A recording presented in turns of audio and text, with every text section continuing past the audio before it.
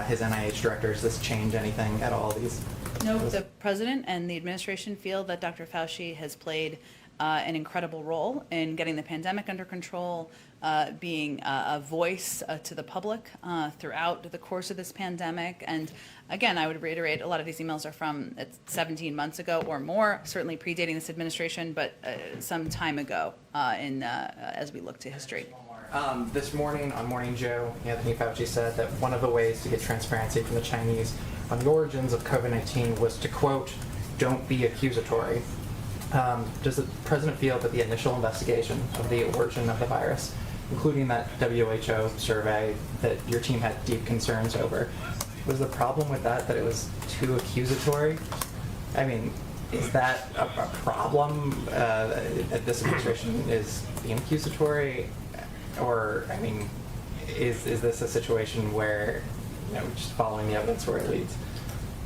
I think our primary objective here has been working with the international community, rejoining the WHO, working with the international community to unite and pressing the Chinese to be transparent, to provide the underlying data so other scientists can take a look at that data and to participate in a constructive way in the second round of the next phase, I should say, of the WHO investigation. As we noted at the time when we announced our own internal next step here, our 90-day review, one of the things that was happening in the timeline was the Chinese conveying that that was not their inclination.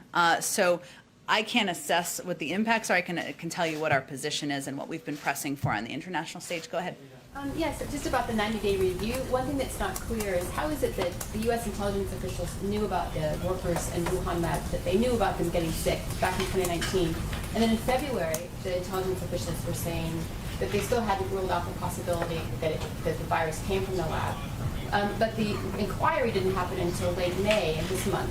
And I'm wondering what took the U.S. so long before it launched this. That's not actually an accurate depiction of the timeline. The president actually asked his intelligence community to look into, to do an internal assessment, which then was presented to him, an internal meeting, back in March. Yes, but the 90-day inquiry, the one you're describing, like the full look at this hypothesis, that was not announced publicly, and people were not aware of it until May 26th. He didn't decide to launch it. The timeline here was, he asked the intelligence team to do an internal review, an internal assessment. When that was done several weeks ago, he asked it to be made public, to declassify that information. That goes through a process, sometimes takes a couple of weeks to do.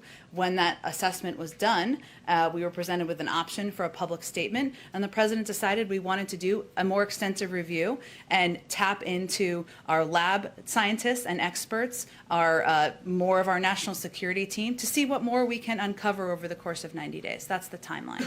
Yeah, maybe I wasn't saying it, or maybe I was saying it too specific with the dates, but the bigger question is what took the U.S. so long to take it seriously when there were reports about the possibility of this virus coming from there, We would completely refute that argument or notion. Obviously, the president asked his intelligence team to do an internal assessment, which happens all the time. We rarely talk about that publicly. We obviously took the step to declassify that, and that's something that he did early on in his administration.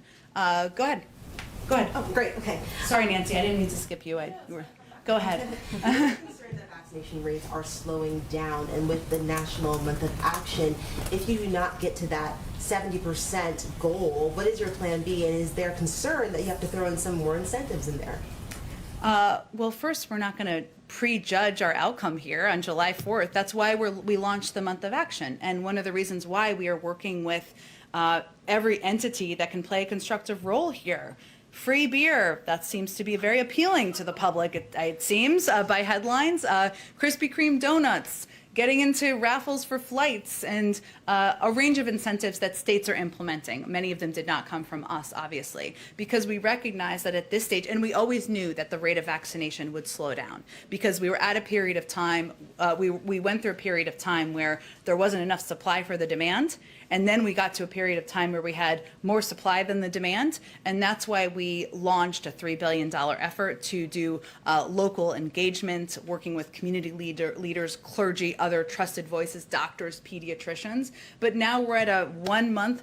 It reminds me a little bit of political campaigns where you are knocking on doors, you're making phone calls, you're incentivizing, all legal, of course, ways to get people to the polls. This is how can we get more shots in arms, and we've welcomed the engagement from a range of entities in the private sector to do exactly that. I will also say, as of yesterday, about a dozen states had met their 70% or higher. And ultimately, this is going to be up to individuals to get shots in their arms. We can take every creative step we possibly can take.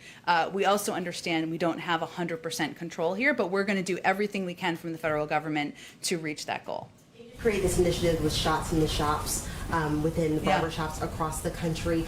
How are you going to work with other, I guess, communities, especially in the South, where there is a concern that those vaccination rates are going down?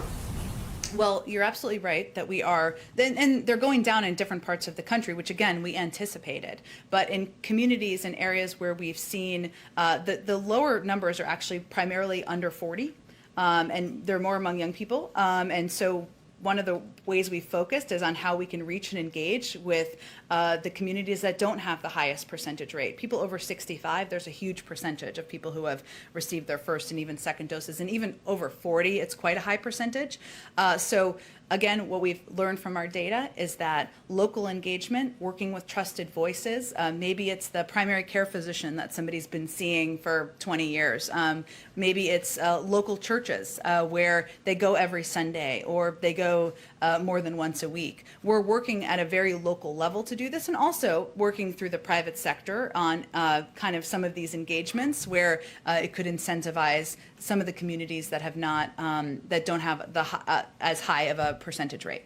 And last question, does the president have an idea of when things will be quote unquote back to normal, especially with these ramping up of vaccine efforts? Well, we obviously are guided by CDC guidance, but what we've seen, and they've announced over the last several weeks, is that, if you're vaccinated, you don't have to wear a mask inside, outside. Going into stores, we've seen that in around the country as well. So we're already seeing a move toward back to normal, but it really depends on community to community. And that's the other guidance that we have been providing and emphasizing, because if a community has a vaccination rate of 80%, they are clearly in a different place than a community that has a vaccination rate of 55%. So it's really going to be determinations made at a very local level.